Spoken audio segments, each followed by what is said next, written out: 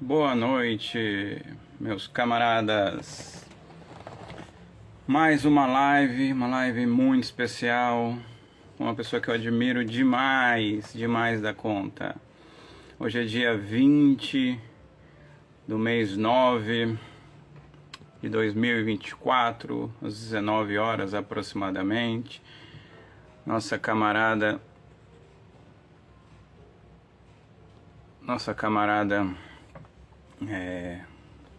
entrando, a gente já começa a live. Saudações a todos, a todes, a todos. A gente está junto. O santuário já entrou, já vou convidá-la. Vamos lá, bora para essa live deliciosa.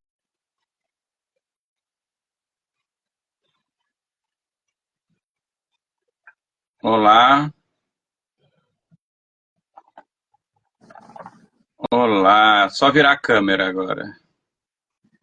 Ah, é. Seria legal se eu conseguisse aqui. Poeta, me dá uma força. Ah, tá aqui, achei. Tudo Tudo bem, bem? Walter? Como vai, amigo? Melhor agora, satisfação incomensurável em tê-la nesse humilde espaço. É minha Agradeço, também. agradeço ter aceito esse humilde convite. Acho que a gente pode desenvolver uma boa live, um bom bate-papo.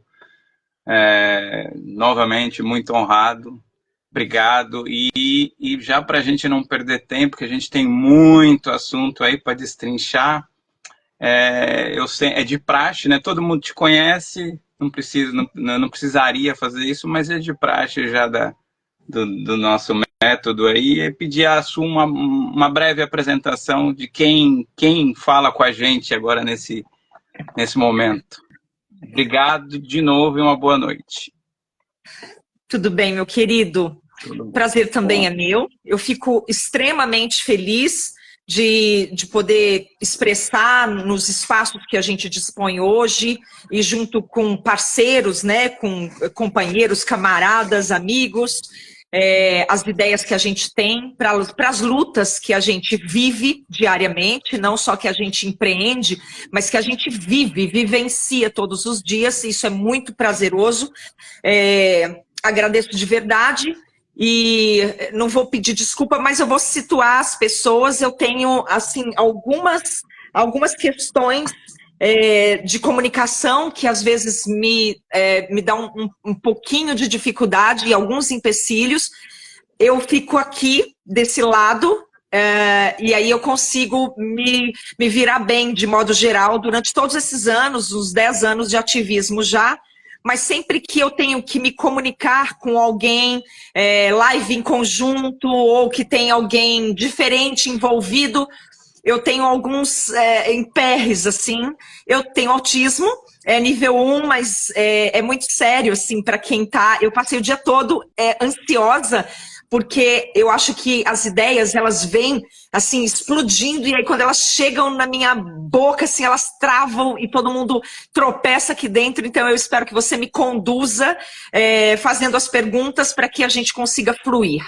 Eu sou artista, ativista de várias causas, sobretudo da causa animal, e sou fundadora do Santuário Animal Sente há 10 anos, que eu atuo, assim, full time mesmo, de verdade, no trabalho pela conscientização, pela a luta pelos direitos animais. E esse trabalho que eu falo é um trabalho tão constante que em todos os momentos em que eu estou acordada, eu estou trabalhando, seja com as artes que eu faço para sustentar o santuário, seja com comunicação em rede social, textos e tudo que eu posso fazer para que as pessoas se aproximem, pelo menos, conheçam e questionem, e aí despertem em algum momento para os direitos animais e para a natureza. E nesse momento isso urge, né? Se tornou uma coisa mais urgente, mais necessária. Então eu agradeço demais a oportunidade de estar aqui contigo. Eu que agradeço, Nana. Ah, a gente dividiu a nossa live em dois blocos, né, para que a gente conseguisse desenvolvê-la de uma maneira satisfatória. Aí. A primeira, nós vamos falar um pouquinho sobre os santuários, né? Quando a gente ouve santuário, vem um monte de coisa na cabeça, tem a associação de santuário com a religião, né? Os santuários, santuário disso, santuário de Fátima, santuário, né? Tem toda essa... E na verdade, a gente, quando a gente está falando em santuário animal, é uma realidade que não é tão... É muito triste, né? Porque a gente precisar de ter um lugar para os animais serem, muitas vezes, terem uma morte digna, muitas das vezes, né? Porque às vezes eles chegam num estado que você os recebe, que os santuários recebem. Então eu queria que a gente começasse falando um pouquinho sobre, para quem não tem a menor noção do que seja, né? Ou tem uma ideia muito vaga do que seja um santuário. O que são santuários animais e como que nasceu, você já falou um pouco na sua apresentação, mas como que nasceu o Santuário Animal Sente, como que isso se deu aí, em que processo, e fala um pouquinho da história, daí você já emenda falando da história do santuário, como que vocês atuam, como que enfim, é muito importante, eu tô para fazer uma live sobre santuário faz muito tempo, mas acaba muita coisa acontecendo, e aí 1 ano de massacre na Palestina, eu fiz 10 lives sobre a Palestina, e aí sempre tem um ou outro camarada que a gente quer falar sobre algum assunto sobre o veganismo e vai passando. Mas eu falei, não, dessa vez não vai passar. A importância de a gente falar sobre esse tema é tão grande que a gente poderia fazer umas 10 lives falando sobre isso. Mas vamos tentar por esse caminho. Então a pergunta é, falar um pouquinho do que são santuários, e aí você já entra no santuário que você fundou, que você dirige e que você trabalha aí com tanto afinco, e eu sou testemunha, porque falar com ela é muito difícil, é uma trabalhadora, como ela disse, a hora que ela está acordada, até a hora que ela está dormindo, ela está trabalhando. Então é isso, deixa a pergunta para você. Tá certo. E realmente esse assunto ele é tão vasto e ele é tão amplo que a gente teria que, para ser um pouquinho mais dentro dos pormenores, a gente teria que falar em várias vezes, em várias etapas, porque realmente ele vai ramificando, mas a gente vai tentar se conter e fazer uma síntese básica aqui. Em qualquer momento, você pode me fazer mais perguntas que sejam mais curiosidade e a gente vai decupando aqui as histórias. Os santuários de animais, eles realmente deveriam existir só para acolher casos muito específicos de animais que estivessem, por alguma razão extrema, em situação de necessidade de amparo.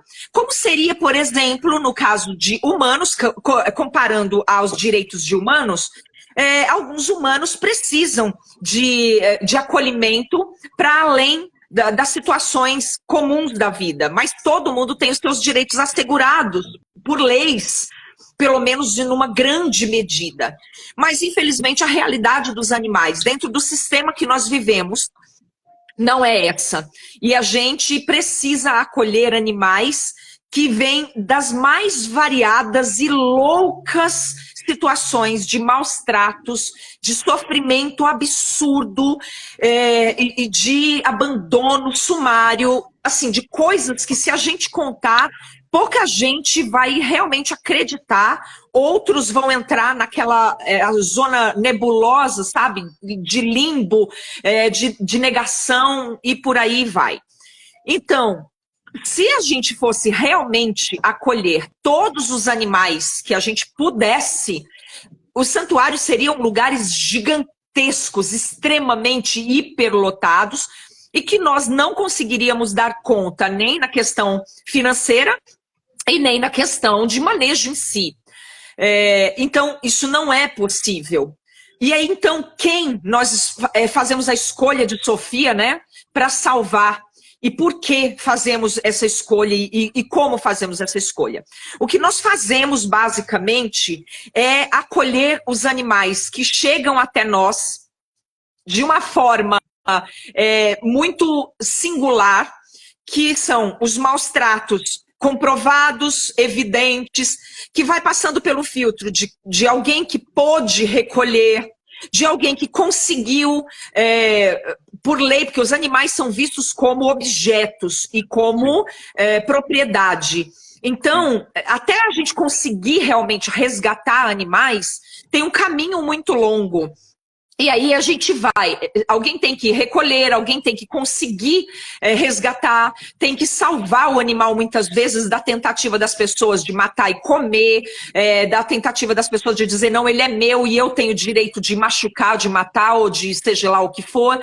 Então, não sobra tantos animais assim para a gente conseguir acolher verdadeiramente. E aí, do outro lado, tem nós com um espaço que é restrito, com uma condição de acolhimento verdadeiro, né? Porque não basta acolher um animal e não dar a ele as condições que ele precisa para viver dignamente. Então, com tudo isso, nós acolhemos alguns animais, no caso do Santuário Animal Sente hoje quase 400 animais, e tratamos eles de uma forma muito simbólica. Eles são para os santuários de animais e para toda a comunidade vegana, toda a comunidade que tem realmente compromisso com os direitos dos animais, eles são o símbolo de todos os animais do planeta que não puderam ser vistos como seres de direito e não puderam chegar até nós, por alguma razão. E vivenciar isso todos os dias é algo muito amplo, é algo muito extenso, vai muito além de um resgate, vai muito além de uma apreensão, por exemplo, vai muito além de trazer o animal até aqui, que já é um longo caminho. Trazer o animal, cuidar dele do ponto de vista médico, né, veterinário, cuidar dele do ponto de vista da segurança, que não podemos soltar os animais dentro de um santuário como se fosse aqueles filmes, aqueles sonhos delirantes em que o tigre e o coelhinho ficam juntos. Eles não ficam, eles têm as suas particularidades, eles têm sua natureza e a gente precisa respeitar isso. Ninguém pode ficar aos montes junto, porque vai dar problema na hora da alimentação, na hora de disputa de espaço, disputa por acasalamento, ou o próprio temperamento. Enfim, nós precisamos de espaços dignos para eles dormirem, para se acomodar, para se proteger de frio, de sol, de chuva, de vento. Eles precisam ter lugar para serem cuidados, precisa de um ambulatório, e tudo isso precisa também estar em conformidade com a nossa condição de viabilizar todo esse cuidado. Porque aqui no nosso santuário, por exemplo, nós temos 3 pessoas para cuidar de absolutamente tudo, desde receber o animal quando ele chega num caminhão, bambeando lá dentro do caminhão, porque um resgate de animal não é como um resgate de humanos, por exemplo, né? Se tiver alguém que caiu numa mina, em algum buraco, uma pessoa, o mundo inteiro se mobiliza para resgatar, e na hora do resgate tem todo o aparato, aí tem paramédicos, médicos, enfermeiros, ambulância esperando, soro, tem de tudo. Na hora que vai pegar a pessoa, aí tira ela, imobiliza, coloca numa maca, põe oxigênio, é tudo confortável. Na hora de resgatar animal, gente, vocês não têm noção de como é. Não tem gente com o menor conhecimento no manejo dos animais, pegando, empurrando, puxando pela pata, puxando pela asa. Se a gente não fizer intervenção para cuidar, para resgatar esse animal com muito amor e carinho, é ridículo. E eles olham pra gente rindo, como se a gente fosse um bando de idiotas. E aí a gente vai receber o animal, que muitas vezes chega numa apreensão, chega à noite, a gente tem que ter preparado o espaço para chegar, a gente precisa pôr em quarentena, porque a gente não sabe como que o animal vem, se ele vem, ele sempre vai vir estressado, muitas vezes machucado, maltratado. Ele vai vir com verminose, ele vai vir com algum vírus, com alguma bactéria, com alguma ferida, e é faminto, né? Porque eles vêm de uma apreensão. E a gente tem que estar com tudo isso preparado. É uma noite sem dormir nada mesmo, porque a gente não dorme, a gente precisa ver como é que o animal se comporta, torcendo para não estar chovendo nesse dia. Aí a gente acolhe esse animal, e aí esse animal vai precisar ficar em observação. Enfim, os resgates são extremamente tensos, desgastantes, e aí começa uma saga. Os santuários geralmente são regidos por mulheres, fundados e regidos por mulheres. Eles vivem de iniciativa privada, não recebem nenhum aporte, nenhum suporte, nenhum cuidado, nenhuma ajuda de nenhuma instituição governamental, nem nada, porque nós já vamos falar por quê. E a gente se vira de verdade para dar conta de ter a alimentação para eles. Os santuários precisam ter espaço, precisam ter estrutura, precisam ter entrada contínua de alimentação financeira, porque eles comem 3 vezes por dia, eles precisam de cuidados veterinários, eles precisam de cuidados gerais, enfim, é muita coisa, e a gente não pode parar por aí. Nenhum de nós que vive num santuário e vive essa realidade se encerra nesse trabalho. A gente geralmente faz um trabalho paralelo, que é o trabalho de conscientização, de trazer as pessoas para a nossa realidade, de fazer com que as pessoas, de ampliar toda essa percepção de que é possível viver em harmonia com a natureza e com os animais. Então, nós fazemos um trabalho gigantesco. No meu caso, que eu vivo do meu trabalho, então eu faço arte todo dia, todo tempo, eu faço bonecas, eu faço pintura, eu faço escultura, eu faço coisa de madeira, eu faço assim, eu sou escritora, atriz, eu conto história, eu faço tudo que você puder imaginar para conseguir recursos. Mas conseguir o tanto de recursos que a gente precisa não é fácil, e a gente ainda precisa lidar com os humanos que não sabem de verdade o que é um santuário. Sim, há uma confusão. Quando a gente entra em contato com as pessoas mais alheias às causas e fala de santuário, a gente precisa dar uma micropalestra onde a gente vai, porque as pessoas realmente confundem.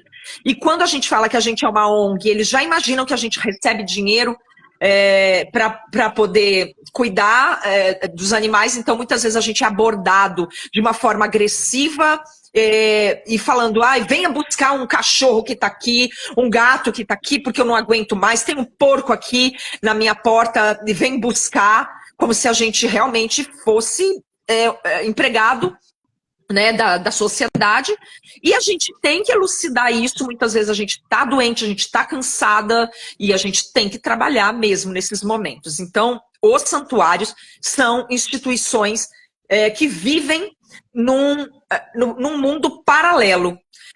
Se a gente fala muito, as pessoas não querem ouvir, elas não estão dispostas e não estão disponíveis para ajudar. São muito poucas pessoas, a maioria das pessoas nem quer ouvir nada, nem quer saber, porque fala, eu já estou cansada. Quando tem algum voluntário que aparece, normalmente ele coloca a gente no rabo da fila por qualquer motivo. Agora eu estou cansado, aconteceu alguma coisa e a gente ia ajudar, a gente não vai mais, porque agora tem uma coisa para fazer e outra coisa, e a gente está sempre amargando um lugar marginal na sociedade. Somos invisíveis, somos chatos, somos insistentes e muitas vezes somos indignos porque a gente vive de pires na mão. Para que eu não viva essa situação, eu estou sempre trabalhando para além das minhas forças. Isso há um desgaste na minha saúde física e mental, mas é isso. O Santuário Animal Sente nasceu de um sonho de infância. Eu nasci uma criança muito pobre, eu vivia numa situação de muita dificuldade. Os meus pais nordestinos, pessoas muito simples, muito ignorantes e consumidoras de carne, de matar bicho no quintal. E aquilo já caiu muito mal em mim logo muito cedo. Eu era autista não diagnosticada, mas os autistas têm um senso de justiça muito forte, de modo geral, e tem uma aproximação muito grande com a natureza, porque a natureza ela é mais singela, ela é mais sutil, e os nossos sentimentos são muito apuradinhos. Então, como a gente sente uma distância dos humanos, né, pelas diferenças, a gente sente uma proximidade com a natureza, com os animais. E para mim já era inconcebível comer carne e comer os animais e maltratar os animais. Então, eu já não me adequava àquela situação e sempre sonhava em ter, eu falava que eu ia ter uma arca de Noé multiplicada por 5, porque eu queria 5 de cada. E aí, eu cresci no escuro, sem ter a menor noção de por que eu era estranha, né? Porque naquela época era só estranha, eu sou de 1971. E aí, o que acontece é que eu tive que esperar as redes sociais existirem para eu descobrir a minha bula, né? E aí eu descobri, quando eu finalmente descobri que isso era ser vegano, eu fui para o ativismo direto, eu caí da escuridão direto para o viaduto do chá, segurando cartazes, segurando o bichinho e pedindo justiça pelos animais.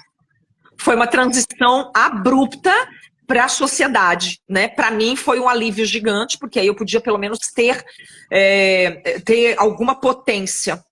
E aí eu me tornei muito revoltada, porque eu não conseguia entender como era possível as pessoas saberem do que acontecia por trás do consumo de leite e ovos, que até então eu também não sabia, e continuar fazendo isso. E aí eu me tornei tão revoltada, tão rebelde, que eu comecei a fazer lives, naquela época era Facebook, e aí eu comecei a gritar, chorar, e eu comecei a ficar muito brava com as pessoas. E aquela sensação de impotência me incomodava muito. Então eu comecei a juntar bicho, todo bicho que eu achava no mundo eu catava. Ai, vou matar esse galo. Não, por favor, não mate o galo, me dê o galo. Ai, eu vou matar esse coelho, tem coelho na loja. Não, me dá todos esses coelhos aqui que eu vou levar tudo para minha casa. E comecei a acomodar os bichos em casa e cuidando dessa forma. E eu montei um santuário sem saber. Quando eu já estava para mais de 50 animais, eu me dei conta que aquilo era um santuário. E aí eu comecei a trabalhar firmemente nisso. E a sensação de potência aumentou, porque eu comecei a ter a noção de que eu podia fazer algo, então me aliviava a raiva, e ao mesmo tempo eu comecei a atrair pessoas que eram mais dóceis com os animais, que gostavam, que queriam ajudar, então aplacou um pouco a minha raiva, né, toda aquela minha agressividade, e aí isso só cresceu. E então foi em 2014, e aí de lá para cá a coisa só aumentou, e os meus filhos também, que eu veganizei imediatamente o meu próprio ativismo, se tornaram também não só veganos, mas o meu filho, o Naropa, que hoje atua muito fortemente aqui no santuário, ele também fazia campanhas, ele era um mini vegano, ele fazia ativismo de rede, e a gente fazia muito ativismo de campo, a gente corria no porto, a gente corria na rua, fazia cartaz e tudo mais, até que chegou uma hora em que eu precisei escolher, e hoje eu não consigo mais fazer ativismo de campo, porque todo o meu tempo fica sugado aqui, e fica de dedicação aqui, mas eu continuo fazendo ativismo de rede. E agora eu consegui tagarelar loucamente. Pode falar se você tem alguma pergunta específica. Só um adendo aí. O ativismo que você faz hoje, não estou comparando nada com nada, mas assim, o que você faz hoje, olha, não tem nem palavras, sabe? Eu sou zero religioso, você sabe disso, a gente já conversou sobre isso. Mas tem uma religiosa, se não me engano é Madre Teresa, que ela fala que as mãos que ajudam vale muito mais que as mãos que rezam. Então, realmente, não dá para você fazer tudo, mas o que você faz é muito grande, Assim, eu não consigo expressar o tanto que eu admiro esse trabalho. Você disse que você foi pegando os bichos, estava lá pegando, começou a tacar tudo para dentro. Você já estava nesse espaço quando esse movimento começou ou não? Imagina. Nossa, eu morava em São Paulo, num apartamento muito pequenininho, e quando eu me dei conta, eu já estava com 18 animais. Era chinchila, coelho, que eu encontrei doente. Eu fui comprar flores na Cobase, cheguei lá, encontrei coelhinho morrendo, e eu falei, nossa, mas o que vocês vão fazer com ele? Aí a vendedora me disse, eu vou... A gente deixa, depois que morrer, a gente joga fora. Eu falei, quê? Não, então me dá eu vou cuidar. Aí ela disse, a gente não pode dar, porque senão depois ela morre e você vai vir trocar. Que eu falei, olha, eu não vou trocar nada, eu só quero salvar ela. Bom, findou que eu levei a coelha no veterinário, cuidei, e aí quando eu fui passear com ela no prédio, as pessoas me multaram e falaram horrores, dizendo que eu não podia circular com a coelha nas áreas comuns do prédio, nem no elevador, nem na escada, nem em lugar nenhum. E foi uma coisa horrível. Na verdade, eu nem poderia ter uma coelha no apartamento. Então, eu fiquei muito brava. Foi aí que surgiu a minha primeira raiva de humanos naquele momento. E aí eu fui procurar sobre direitos animais. E aí eu fiquei muito louca. E eu falei, vocês são muito monstruosos, porque...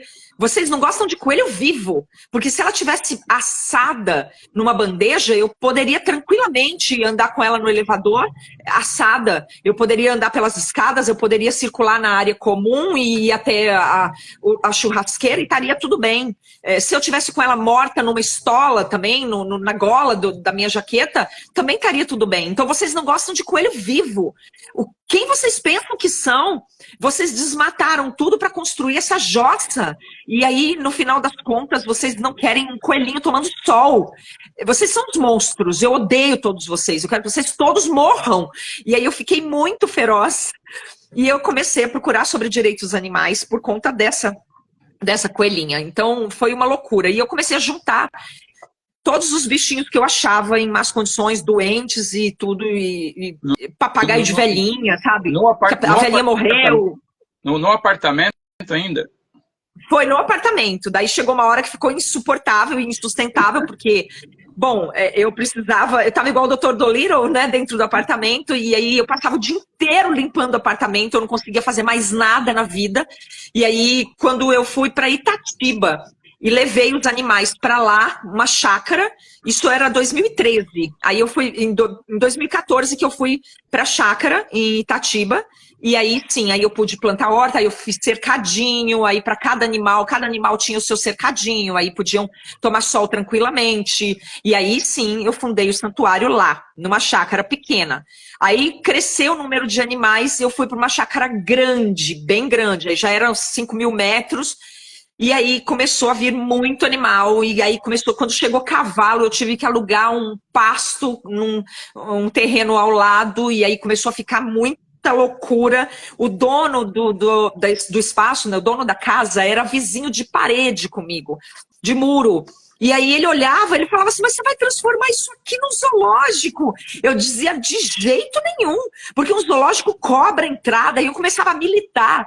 E ele ria de mim, assim, como se eu fosse uma criança, porque eu tinha um espírito infantil, assim, o contato com a natureza, com os animais, ele deixa a gente com um comportamento muito singelo.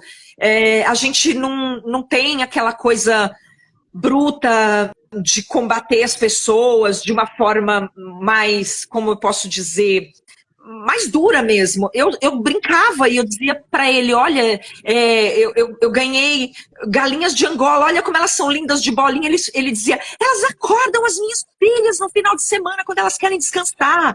Você tem bicho gritando aqui, eu não aguento mais. Ele brincava comigo, ele não conseguia ficar bravo. Mas um dia ia chegar 2 cavalos, que é o Spirit, que eu tenho até hoje, e a Mulan, na verdade, que é uma jumenta. E aí eu fiquei desesperada, eu falei, é hoje que o vizinho me mata, o dono da casa me mata. Aí eu falei pro meu filho, Naropa, Naropa, faz assim um pensamento forte, faça tudo o que você puder. Se o dono da casa, Nivaldo, não me matar, eu te dou um moletom de presente. Olha isso. Aí o meu filho falou, tá bom então eu vou rezar, eu vou fazer qualquer coisa.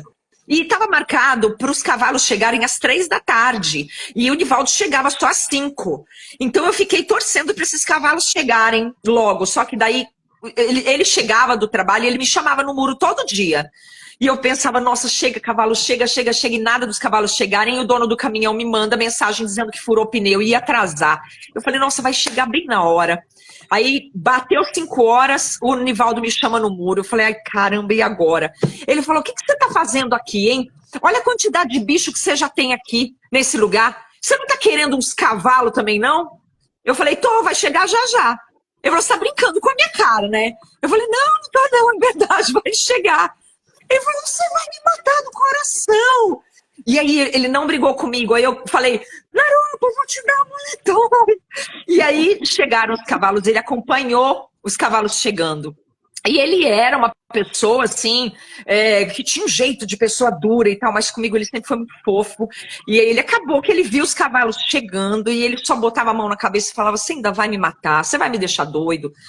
E aí chegou uma hora que estava super lotado lá. Era um lugar urbano, já estava bem perto da cidade.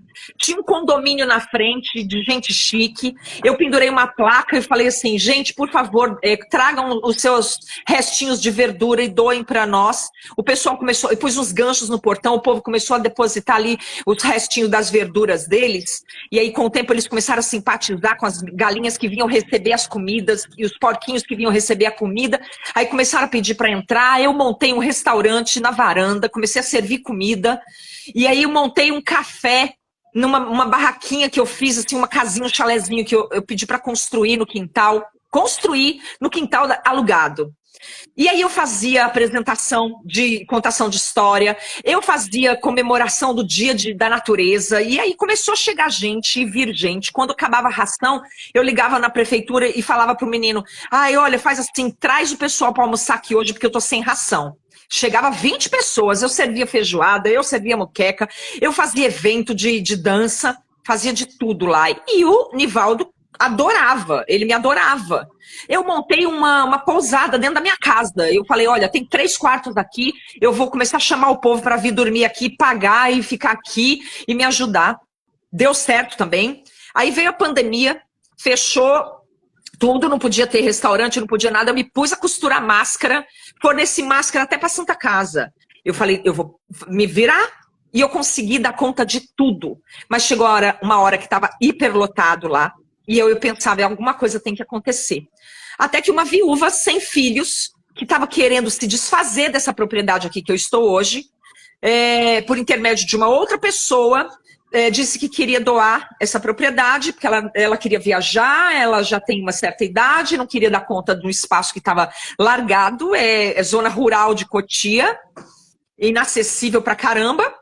E aí ela perguntou se eu queria, porque ela queria alguém que tivesse cuidado com os animais. Aí ela foi para minha casa lá em Itatiba, ficou hospedada lá uns dias, olhando o meu trabalho, aí ela gostou do que eu fiz e me doou essa propriedade. São 6 alqueires de terra. E aí todo mundo falava, você é louca, você vai para lá, não tem nada, não tem lugar para você pôr os bichos. Eu já estava com 180 animais. Tinha animais pequeno porte, tinha pássaros, né, aves, mas tinha cavalo, tinha jumenta, tinha já 5 cavalos, né, o Xante, e uma série tinha porcos, tinha um monte. E aí o Nivaldo falou, ai, você vai embora, eu não quero que você vá embora. Eu falei, ah, meu filho, eu não posso mais pagar aluguel, não. Daqui a pouco tu vai me botar para fora, eu quero ver onde é que eu vou com esse monte de bicho. E aí catei meus panos e vim pra cá. Não tinha nada, não tinha lugar para pôr os bichos. Eu taquei todo mundo aqui dentro dessa casa. Foi bicho no banheiro, bicho no lavabo, bicho na banheira, bicho no meu quarto, bicho para toda parte. E eu, trabalhando como louca. Eu não tinha carro na época, mas a gente tinha feito uma campanha que era dos santuários do Brasil. Até que a Xuxa também entrou, a gente pensou, a Xuxa vai ajudar, né? Porque para ela é dinheiro de pinga. A gente pensou, vai dar uma graninha para os santuários do Brasil, né? Que nada, amigo, não deu um puto pra gente, não deu nada. E a campanha inteirinha rendeu 30 mil para cada um. Não dava para comprar um carro. E eu precisava de um carro, porque para vir para cá não tinha jeito. Aí, na época, o meu cunhado ajudou e inteirou e comprou o bicho móvel, que era uma doblô pra gente. E aí eu taquei bicho dentro daquela doblô, e veio o bicho silvestre no caminho. Aí falaram assim, se a polícia for apreender, eu falei, não quero saber, estão jogando os bichos no mundo. Eu tinha até o caçambinha, que é um jabuti que foi achado numa caçamba de lixo. Eu falei, eu vou botar todo mundo dentro dessa doblô e vou-me embora. E vim. E botei todo mundo aqui, trabalhei, servi comida e fiz arte e fiz de tudo. E aí, aqui eles estão. De 180, hoje já estamos com quase 400. Lindos, gostosos, todo mundo tem nome, todo mundo tem personalidade, todo mundo tem história, eu sei quem é quem faz o quê. E para minha grande sorte, o meu melhor amigo, 14 anos de amizade, assim, de carinho profundo mesmo, veio morar aqui. Evandro, mais um artista, escritor, poeta e fotógrafo. Então, hoje ele faz as nossas fotos das minhas artes. Eu termino de fazer um bicho de pelúcia, pinto um prato, faço uma coisa, eu já entrego. Poeta, por favor, fotografa isso para eu postar na página do ateliê. Faz alguma coisa pra gente, e aí ele tá sempre trabalhando, ele também conhece todo mundo por nome, quem temperamento, quem que arromba portão, quem que sai, o gavião, que é um cavalo que abre qualquer chave, qualquer ferrolho, ele conhece a Maria Toscana, a porca safada. Todo santo dia a gente trabalha em três, pra tudo. Que história bonita, parabéns ao nosso amigo, parabéns ao seu filho também, né, que ajuda aí. E, caramba, mudar 180 bichos, assim, na doblô. Vieram 3 caminhões. 3 caminhões precisaram vir. Sim, E os cavalos levaram um tempo para chegar, porque não dava para fazer mudança assim, com eles muito estressados, a gente precisava fazer uma cerquinha, então eles ficaram lá no pasto alugado por um tempo. Foi uma saga. Nem tudo foi flor, lógico, a gente sofreu e ainda eu precisava mudar antes da época de chuva. Muita gente me criticando, dizendo que eu ia dar com os burros na água, mas eu não podia me arriscar, então não foi assim tão suave quanto a gente conta, né? Na prática foi muito doloroso, muito difícil, muito árduo, mas eu sabia o que eu queria e aí deu certo. Você tocou num ponto, uma história linda, assim, pouco que a gente conseguiu conversar, assim, eu estou mais encantado ainda. Uma história linda, uma história realmente. Você realizou o seu sonho de infância, você tem uma arca de Noé, né? Você tocou num ponto muito interessante, né? Uma celebridade, né, como a Xuxa, que se reivindica vegana e poderia ajudar demais, né, as causas animais aqui no Brasil.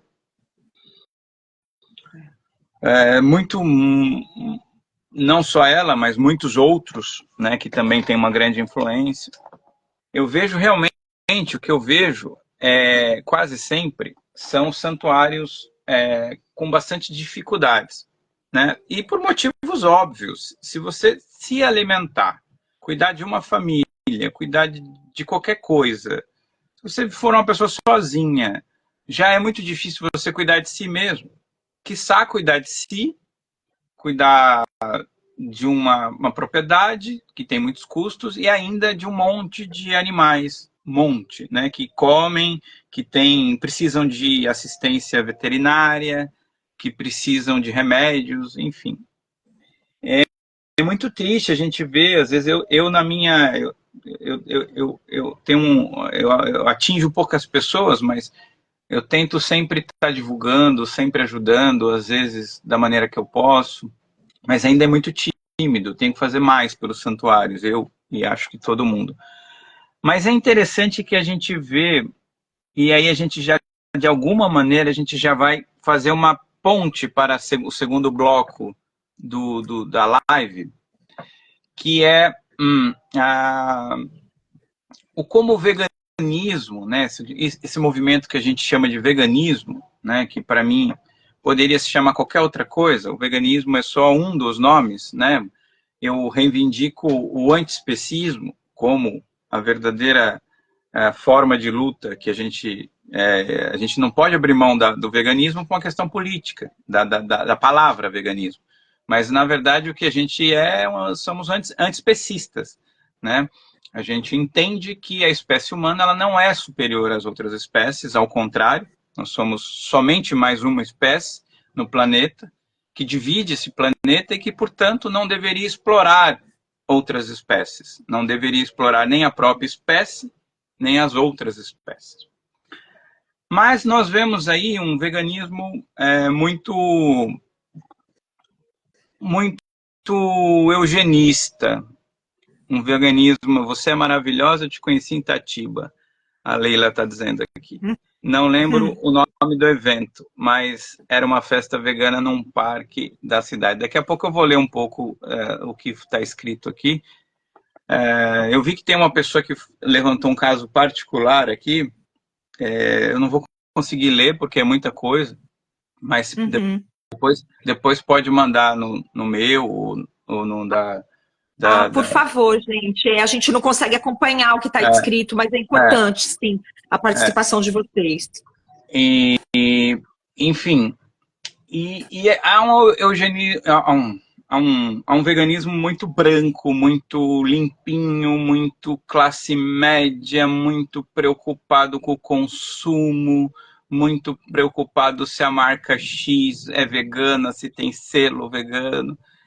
E esse pessoal, eu quase não os vejo falando sobre assuntos, não por falta de tempo, mas por falta de interesse.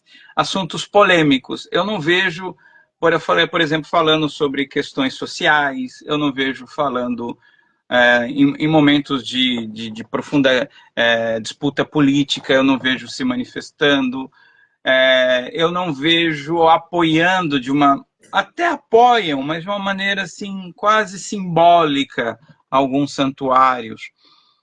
E aí a gente vê que o quanto nós, na verdade, estamos fazendo mais pelo nosso ego ou pela nossa... nós, enquanto movimento vegano, né?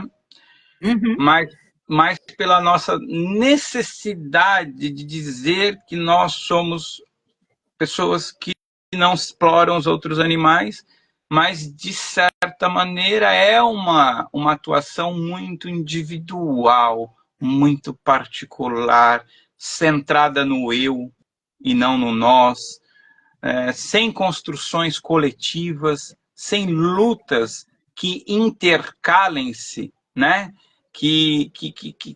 Porque nós não vamos, por exemplo, você citou uma situação concreta. Você criou um veganismo com a sua atitude individual, com a sua força e com aquilo que você pôde fazer.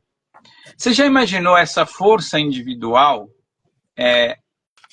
triplicada, multiplicada, com amparo estatal, com amparo governamental, com verbas? O quanto a gente poderia fazer pelas outras espécies e não só pela nossa? E parece que esse veganismo branco, europeu, eurocêntrico, esse veganismo limpinho, preocupado se o hambúrguer é X ou Y, e se no shopping que eu vou vai ter o que eu comer ou não, esse veganismo, ele é o que mais cresce.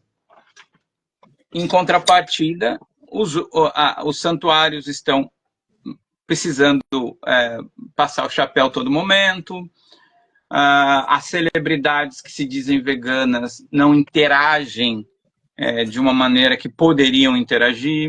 Você já imaginou se esses youtubers da vida, esses que são veganos, que têm, sei lá, 100 mil seguidores, 200 mil seguidores, 300 mil seguidores, se uma vez por semana eles fizessem uma ação por um santuário, o quanto que essas pessoas iriam ajudar esses santuários?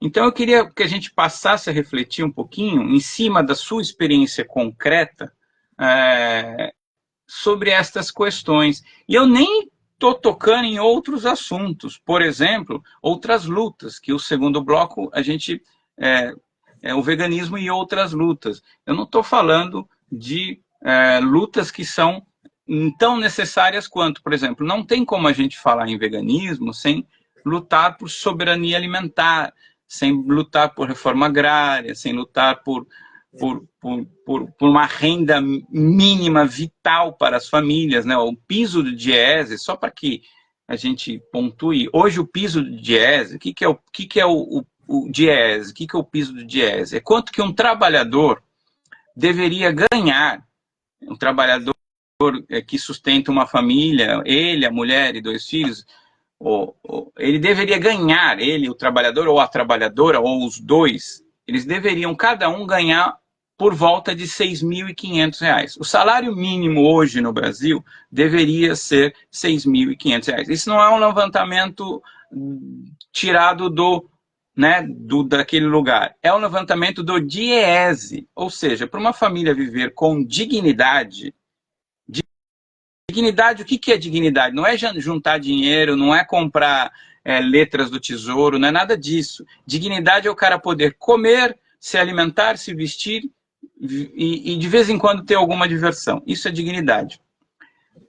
Deveria ser 6 mil e poucos reais. Ou seja, o quão distante a gente está de uma realidade mais democrática, mais humana, mais social. E quando isso vai para os animais, as outras espécies, porque nós também somos animais, quando isso vai para os animais não humanos, o abismo é maior ainda. Ou quando, no muito, se preocupam com os animais chamados de estimação. Os pets, né? Que é uma maneira de você atribuir um valor comercial ao bicho. Como que você faz uma reflexão? Eu fui muito extenso e não cheguei a nem fazer uma pergunta. Na verdade, eu abri uma ponte para o diálogo. Como que você pensa essas questões assim, em cima da sua realidade, que é uma realidade muito prática? Porque Walter, eu vivo uma realidade prática, mas muito mais teórica, muito mais baseada nos livros, muito mais baseado nas coisas que são teóricas. Você tem a teoria em você é uma mulher extremamente inteligente, uma artista, mas você tem a prática. Então você pode falar com muito mais propriedade do que eu. Então eu gostaria de ouvir você um pouquinho sobre essas questões. E eu nem entrei em outras pautas, como a luta feminina, como a luta do movimento racial, como a luta dos trabalhadores, como a luta... Eu só toquei em algumas questões de sobrevivência, ou seja, para as pessoas. Eu nem coloquei a pauta LGBT, eu nem coloquei né? Porque eu vejo veganos que se dizem lutar contra a opressão e são transfóbicos. Eu vejo veganos não defendendo Israel. Mas Israel é um país mais vegano do mundo. Tá bom. A sua tropa não come carne, mas trucida seres humanos todos os dias. Então, assim, as contradições do movimento. Eu fui muito longe e eu queria ouvir você. Eu acho que tu não foi muito longe, não. Foi nos lugares muito importantes, nos recônditos, que infelizmente a gente não tem nem tempo hábil e nem condições nesse momento de falar sobre todos esses recônditos, dessas cavernas, né, que a gente ainda está preso, porque sobre o mito da caverna, por exemplo, aquele que a gente entra, eu falo isso porque muita gente precisa lembrar, né, ou conhecer o mito da caverna. A gente nem chega a sair da caverna, a gente está ainda dentro da caverna, cheio de recônditos, de esconderijos, de lugares sombrios, lamacentos e lodosos, e que a gente não tem nem condições de sair para poder falar para o povo, vamos lá. Só da gente ficar nesses lugares, a gente já teria elementos demais para conversar, para discutir, para compartilhar, para poder avançar. O fato é que, às vezes, eu não sei se é uma vantagem ou uma desvantagem eu ser uma pessoa que tem as características que eu tenho de ser extremamente racional, ao mesmo tempo que eu sou artista, né, e, portanto, capaz de lidar simultaneamente com tantas coisas, né, com os malabarismos da vida, para conseguir viabilizar a minha vida como ativista, todas as ações que eu me proponho a fazer, de amparar os animais, de conscientizar, de ampliar as minhas ações de verdade. Às vezes dói, porque ter a responsabilidade, assumir tantas responsabilidades, parece até que você se propõe a ser super. E quando você se propõe a ser super, tem vários problemas nisso. Um deles é que parece arrogante, né? Nossa, tá se achando, acha que vai dar conta. Então, quem mandou fazer isso, né? Quem mandou fundar um santuário? Quantas vezes eu ouvi gente falando, se vocês não têm condições de ter um santuário, de manter um santuário, por que que tem? Para de pegar bicho. Quando alguém me diz isso, eu fico desesperada. É a mesma coisa de dizer para um hospital, para de salvar gente, vocês não estão dando conta, tá muito tumultuado, tá desorganizado, tá faltando remédio, para de salvar as pessoas, fecha a porta e deixa o povo gritando lá fora, tá em guerra, não importa. Então, assim, eu não suporto quando alguém fala isso para mim. Mas, enfim, eu preciso viabilizar o meu propósito. E, então, eu fico aqui equilibrando os meus malabarismos, né, os meus malabares, entre ser uma pessoa que reflete o tempo todo e que, dentro dessas reflexões, coloca todos os dias as pautas e faz escolhas todos os dias, outra vez e outra vez, levando em consideração que por mais que eu clame pelo coletivo, eu sei que cada escolha é individual. Cada vez que a gente faz uma escolha, a gente tem que bancar essa escolha sem necessariamente contar com ninguém. Nem com os influencers, nem com os poderosos, nem com as Xuxa da vida, nem com ninguém. Você tem que fazer a escolha e falar, eu vou ter que me virar com essa escolha que eu fiz. E, ao mesmo tempo, eu sei que eu não posso também achar que se eu fizer tudo sozinha, ou essa escolha sozinha, eu vou morrer. E a hora que eu morrer, morreu o santuário também. Morreram os bichinhos daqui também, porque daí ninguém vai cuidar. Morreu a ideia. Então não dá. É segurar um pouquinho o coletivo, puxar o coletivo, aceitar fazer visita em final de semana que eu tô podre de cansada ainda fazer, manter o hostel no santuário e para receber visitas, que tenha criança, que as crianças tenham a oportunidade de ver os animais, de vir aqui, tocar numa galinha, num pato, num coelho e pensar que aquilo pode em algum momento imprimir nela a compaixão, a ética, o respeito pelos animais. Mesmo que eu esteja extremamente cansada, manter um hostel que eu tenho que agregar mais um trabalho, fazer uma postagem quando eu estou morta de cansada, querendo só dormir, escolher tomar um banho de 5 minutos quando eu precisaria de um banho de 15, que às vezes eu durmo agachada, sentada no box de tão cansada que eu tô. Tenho que fazer essa reflexão, entender que eu não posso simplesmente ficar sozinha. E aí, a outra parte, Walter, é que eu trabalho. Eu trabalho como se não houvesse amanhã. Eu trabalho o tempo inteiro. Eu estudo e trabalho, estudo e trabalho. A hora que eu vou para a cama, depois do banho, meu rápido banho, eu ainda vou fazer pesquisa de referência, pesquisa de arte, pesquisa de história, pesquisa geográfica, pesquisa de antropologia, pesquisa de sociologia, para ver a quantas andam e aonde eu posso enfiar o meu bracinho tão curto. Eu não paro, porque eu preciso viabilizar. Se uma pessoa fala para mim, você pode fazer uma boneca com... Eu já falo, posso. Só me fala o que é que você quer que eu posso. Eu tô cansada, eu tô com o nariz doendo, eu tô com... Não importa, eu tenho que ir lá e fazer. Porque aquilo é o saco de ração dos gatos que tá acabando, aquilo é o remédio que tá acabando. Eu montei um ambulatório aqui na minha varanda, porque o ambulatório que eu tenho lá embaixo, eu preciso andar 100 e poucos metros, às vezes à noite, para medicar um bichinho. Eu tenho que pôr as coisas em práticas, então eu vivo uma parte de mim aqui e outra parte aqui.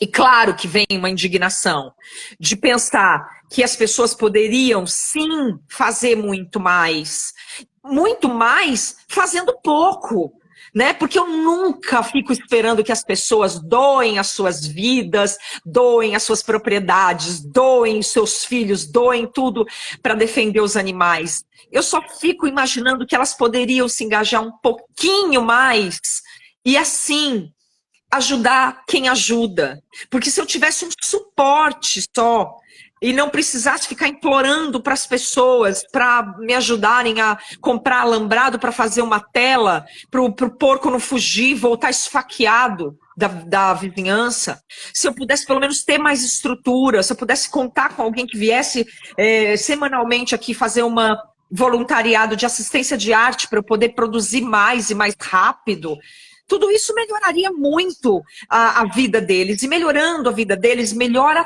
tudo. Melhora, inclusive, a nossa capacidade de conscientizar, sabe? De ajudar, de ampliar o trabalho. Mas essa não é a realidade. Porque a gente está vivendo um momento do mundo muito, muito difícil. Porque o mundo já passou por a sociedade, né, humana, nós vamos falar. A sociedade humana já passou por vários problemas, várias mudanças, vários horrores, inclusive. Só que, primeiro que tinha menos gente no mundo. E quando tem menos gente, a concentração de horror é um pouco menor mesmo. E segundo, não tinha rede social. Então, ninguém se assistia morrendo, ninguém se assistia fazendo mal um para o outro, ninguém se assistia sendo frio, gélido, insensível com o sofrimento alheio. Agora a gente assiste. Então, há uma perversão, uma perversidade em tudo isso. Uma coisa é você tá ignorante de determinados acontecimentos e aí você não conseguir sentir certas coisas. Outra coisa é você assistir um massacre, né? Você assistir um massacre, você vê criancinhas sangrando, chorando, morrendo, e mesmo assim você se posicionar a favor daquilo. A gente está vivendo um momento que parece aquela Idade Média onde todo mundo levava a criancinha para assistir execução em praça pública, só que agora a gente faz isso em escala mundial, em escala gigantesca. E ainda tem gente afirmando isso de uma forma como se aquilo fizesse parte da torcida dele. É lindo. Então, é horripilante vivenciar isso. Se humanos com humanos agem assim, como que eu vou esperar que alguém, de repente, consiga tocar a maioria, né? Porque é o que a gente só precisa da maioria, a gente não precisa de todo mundo, né? Como que eu vou esperar que alguém fale assim, realmente, os animais precisam de direitos e de respeito? Eu sempre falo, olha, gente, eu não tenho ilusões. Às vezes vem aqueles haters na minha página me provocar com aquela velha história de estou comendo agora mesmo um churrasco. Aí eles veem uma foto de uma porquinha e falam, isso daí é tão gostoso, dá para assar, matar, comer, como é gostoso virar bem. Gente, eles são uns patetas, né? Porque como se eu não soubesse que isso existe. É um absurdo, né? Eu acho que eles pensam que eles chocam a gente com isso. É uma estupidez tão grande vivenciando hoje. Isso me dá uma tristeza, porque você pensa assim, gente, esse povo ainda acha que choca a gente com esse tipo de coisa, né? Esses dias eu até falei, meu filho, você e a bicheira que dá nos meus animais são a mesma coisa. Eu não fico olhando para a bicheira e tentando sensibilizar a bicheira e falando para a bicheira sair do bicho. Não falo, eu só uso o que eu tenho que usar e saio andando. O remédio, o tratamento no animal e saio andando. A bicheira é a bicheira, ela não vai mudar. Eu passei por abusos sexuais subsequentes. Eu fui abusada sexualmente aos 5 anos de idade. Dos 5 aos 11, pelo mesmo abusador, que era amigo dos meus pais, um velho amigo dos meus pais. Depois eu fui abusada por um médico. Depois eu passei por outras situações de abuso. Eu nunca vi ninguém sensibilizar um abusador. Eu nunca vi. Então a gente sabe que sempre vão existir pessoas capazes de abusar dos animais. A gente não está querendo ter a sensação de que o mundo inteiro vai virar sensível, vai virar capaz de ser ético. Boa noite, segunda parte da live, a live caiu, estou entrando de novo, espero que todos voltem. Esperar a Nana entrar de novo, vamos lá. A live caiu, só para avisar que estou esperando ela entrar de novo, assim que ela entrar eu já começo aí o bate-papo, caiu.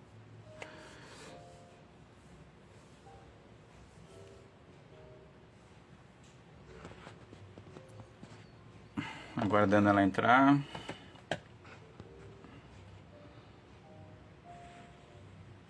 Boa noite quem está chegando. Essa é a segunda parte da live. A live caiu. E vamos entrar de novo. Assim que ela entrar, a gente termina aí.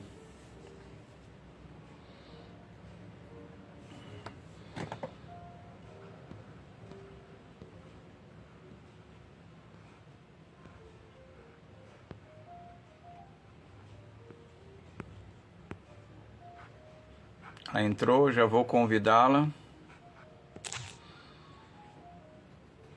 Deixa eu já convidar ela aqui.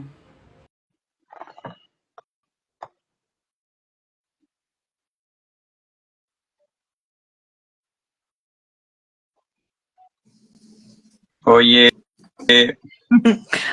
Oiê. Caiu, desculpa, não sei o que aconteceu. Não é programação do Instagram? Olha, eu faço live, já cheguei a fazer live de 2 horas e pouco, nunca interromperam, às vezes, sei lá, vamos lá. E caiu num momento tão forte, você estava falando de uma experiência pessoal sua muito forte, e com relação, e aí bem na hora caiu, não sei se você vai conseguir retomar.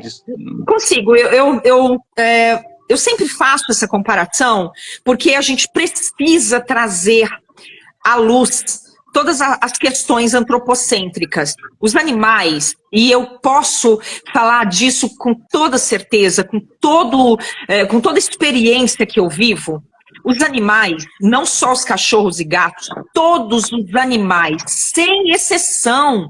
Eu falo sem exceção porque eu convivo aqui com animais de tudo que é espécie, até inseto, vagalumes, e que eu trato com todo amor e carinho.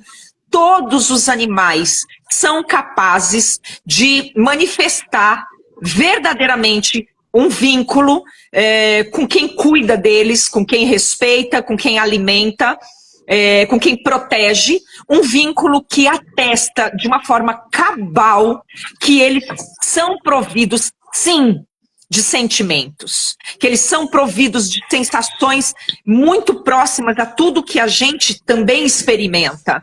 E as pessoas teimam, a gente sabe por quê, em querer dizer que os animais não sentem, que os animais não sentem nada. Então, não é à toa que o meu santuário se chama Animal Sente. Porque essa é a base da desculpa que as pessoas utilizam para continuar explorando os animais. Elas tentam dizer que eles não sentem nada. Tem outras desculpas esfarrapadíssimas, mas são raras as pessoas que realmente falam: dane-se, eu não me importo com o sofrimento deles, eu não me importo com o choro deles, eu não me importo com nada. Mas no final das contas, tanto o não me importo, o dane-se, quanto o é que eles não sofrem, eles não sentem, ou Deus fez eles para isso mesmo e etc., todas vão parar no mesmo lugar, que é a exploração, o sofrimento e a tortura e a morte dos animais.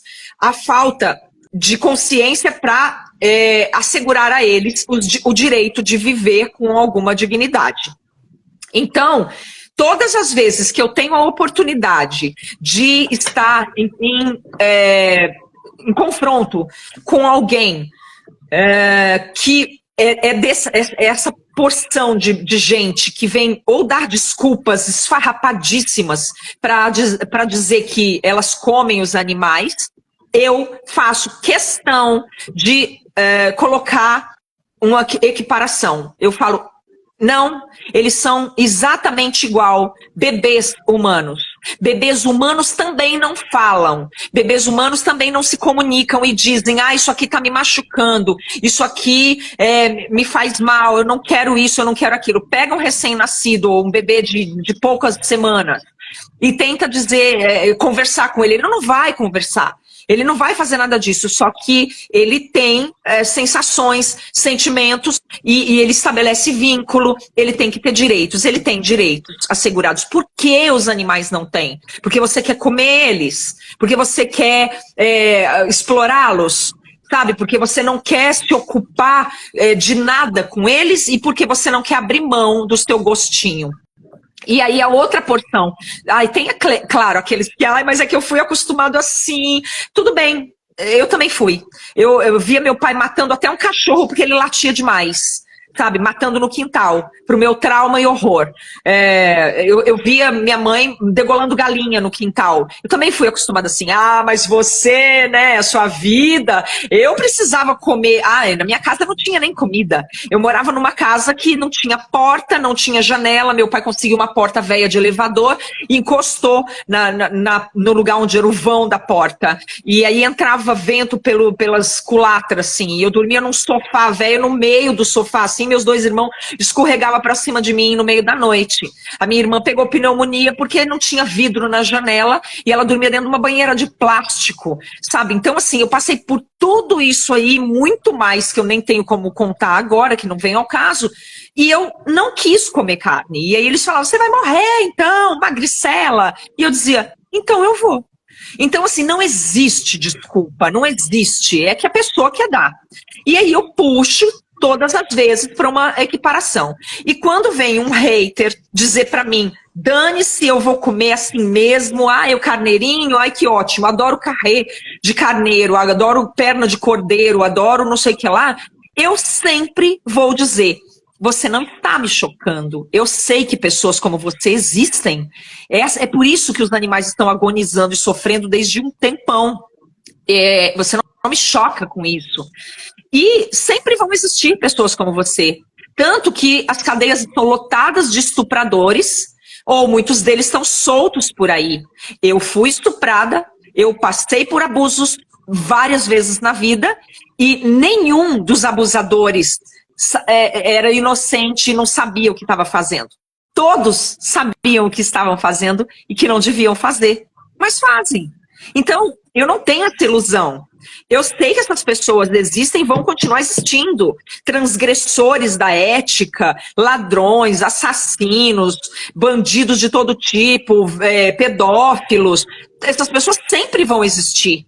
Mas elas têm que ser uma minoria extrema. Elas têm que ser aquela pessoa que todo mundo olha e fala, que coisa podre. E os animais precisam ter um lugar mais assegurado para a sua própria existência. É só isso que eu almejo. Eu não tenho ilusão nenhuma de que isso aqui vai se tornar um lugar lindo e maravilhoso. Não tenho. Eu sei, olha lá o que está acontecendo em Gaza. As crianças estão sendo dizimadas, feridas, machucadas, mortas, em pilhas de gente morta. E tá cheio de gente falando, mato mesmo, tem que morrer mesmo, né? Aquele monstro do Netanyahu. E aqui, gente que fala assim, mas eles estão fazendo o que é certo, eles estão só se defendendo. Essas pessoas sempre vão existir. A gente queria que elas não existissem? Queria, mas elas existem. Então, como que a gente lida com essa realidade todos os dias? A gente lida fazendo totalmente o contrário, para tentar fazer um contraponto, e a gente tenta conscientizar os que ainda têm alguma condição disso. Tem gente que tem cérebro, gente que tem...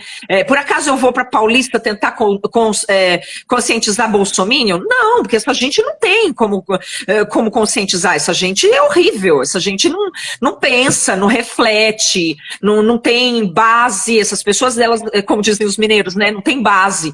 Elas não têm base estrutural, intelectual nenhuma. Aí o pessoal fala, precisava falar com esse tipo de gente. com esse tipo de gente não se dialoga, né? Você só esquece eles e vai para perto de quem tem alguma condição de ser tocada, conscientizada, alcançada, né? Eu sou super a favor da gente parar de ser tão branquinho e viver numa bolha ilusória, namastezoide, sabe? Esse povo que fica, ai, namastê, ai, a beleza que está em mim, saúde, a beleza que está em você. Não, a gente tem que falar com todo mundo que quer ouvir.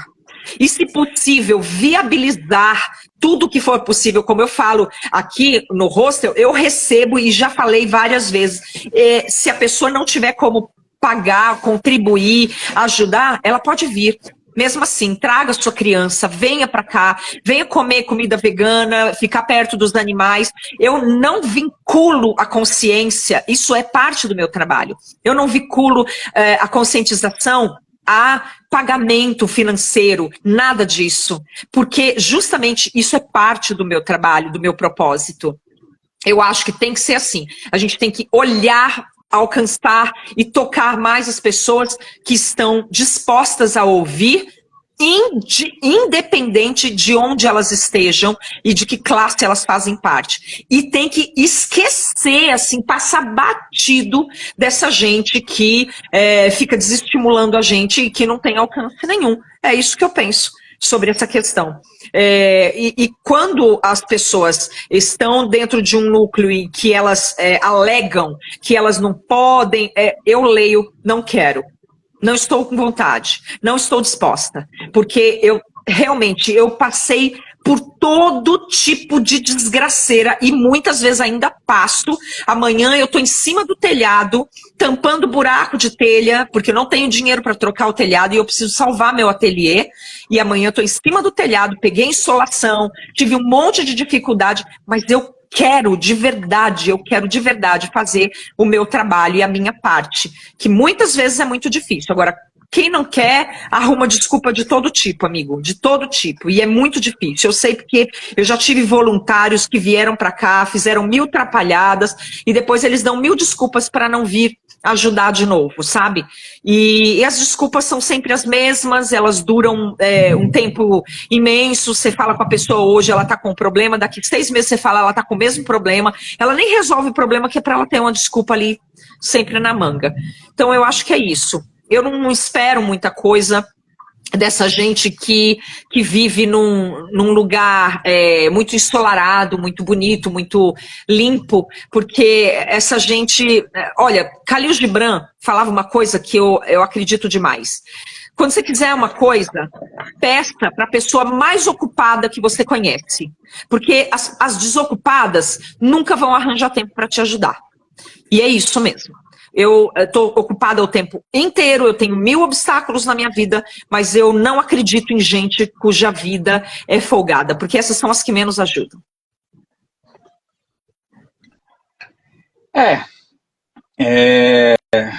Todos os ditados das grandes religiões, dos grandes tratados de éticos, né, sempre colocaram a questão da sensibilidade, né, sobretudo a sensibilidade dos que mais têm, né.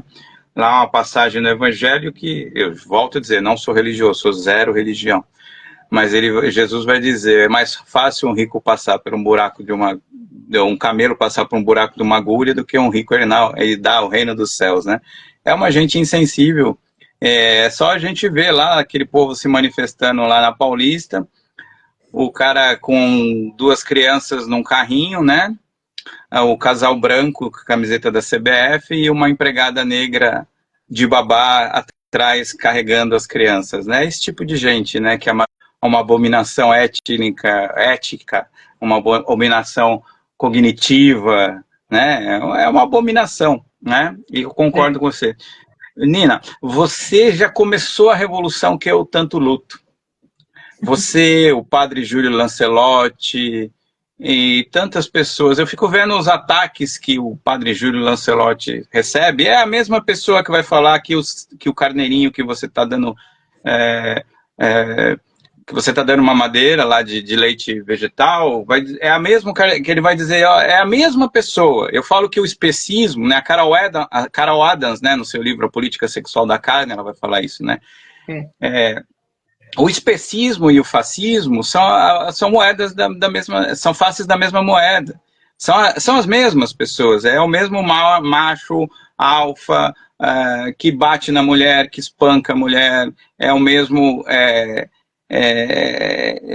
o leitor subversivo vai falar assim, mas como anarquistas e comunistas e colonizadores lutamos por um mundo onde as pessoas se Isso aí, camarada, isso aí, exatamente. Que as pessoas possam ter tempo, né? A gente, no começo da live, a gente falou muito isso, inclusive a live caiu, sugiro que todos vejam a primeira parte da live.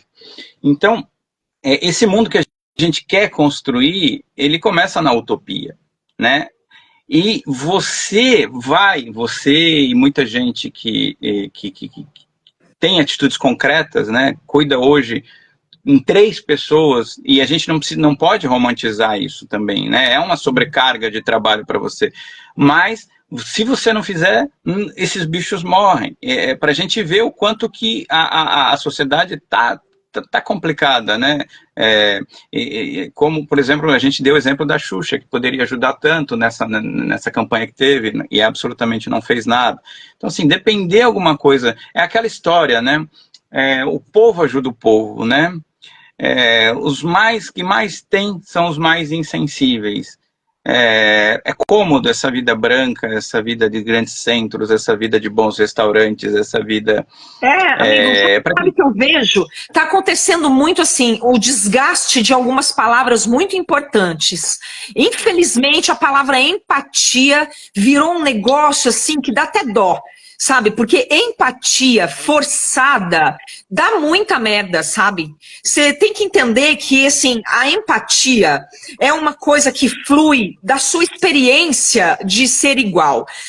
Se esforçar por empatia é se esforçar pela sensibilidade de compreender o outro, mas aí requer um movimento muito profundo, requer um movimento de sensibilidade para empatizar com o outro de uma forma muito humilde, sabe? Que é a de se colocar no lugar do outro, mas se colocar no lugar de aprender o que é o lugar do outro. Porque essa empatia forçada, ela não vai em lugar nenhum, que é a empatia que os políticos tentam, de uma forma muito escrota, forjar quando eles se candidatam e vão fazer campanha. Sabe, acabei de ver um vídeo de uma política aí falando que que na periferia devia ter disponibilizar o Uber para a população em vez deles pegarem ônibus.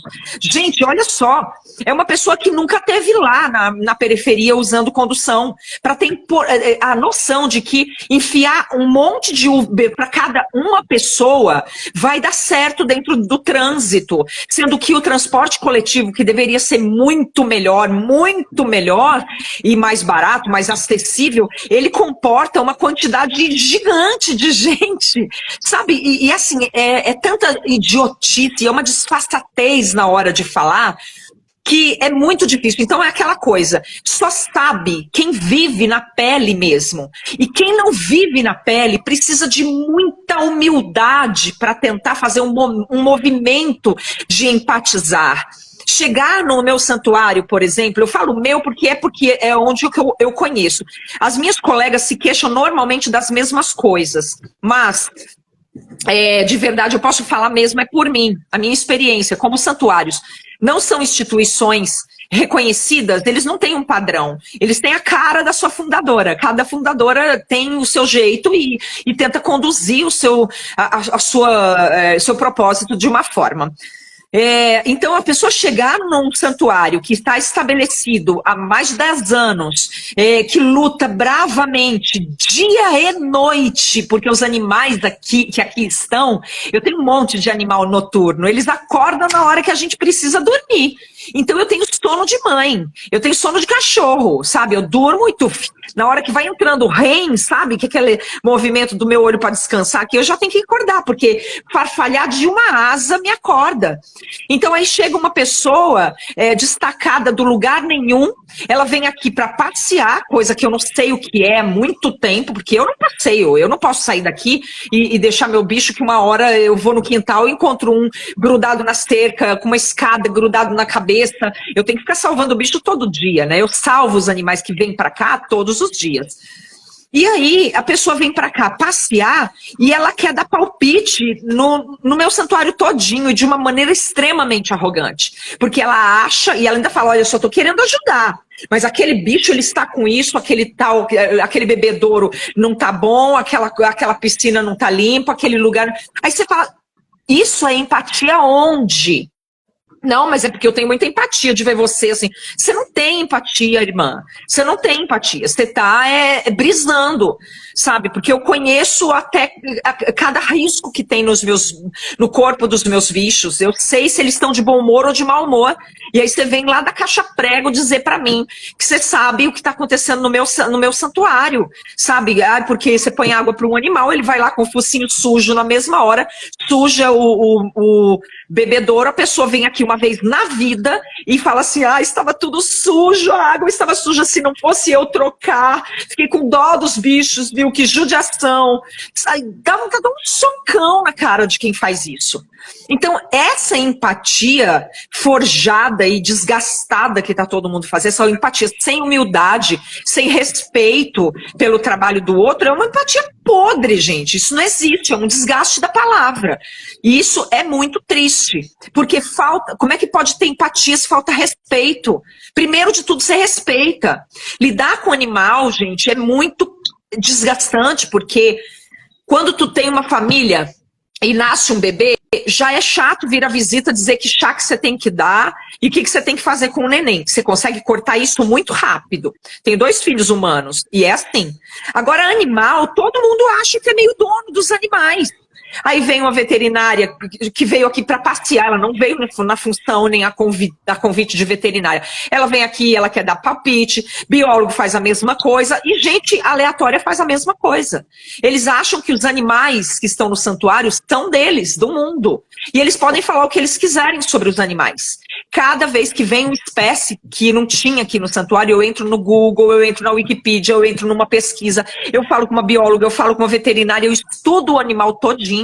Eu estudo comportamento, eu estudo alimentação, eu estudo idade, eu estudo tudo. Mas as pessoas não entendem isso, sabe? Então, não existe a simpatia. E aí isso tudo é para falar do povinho, youtuber, influencer branco, chique, limpo, rico e outros ricos, empresários. O pessoal sempre me pergunta, mas você não consegue ajuda de empresário? Gente, empresário lá dá alguma coisa para alguém?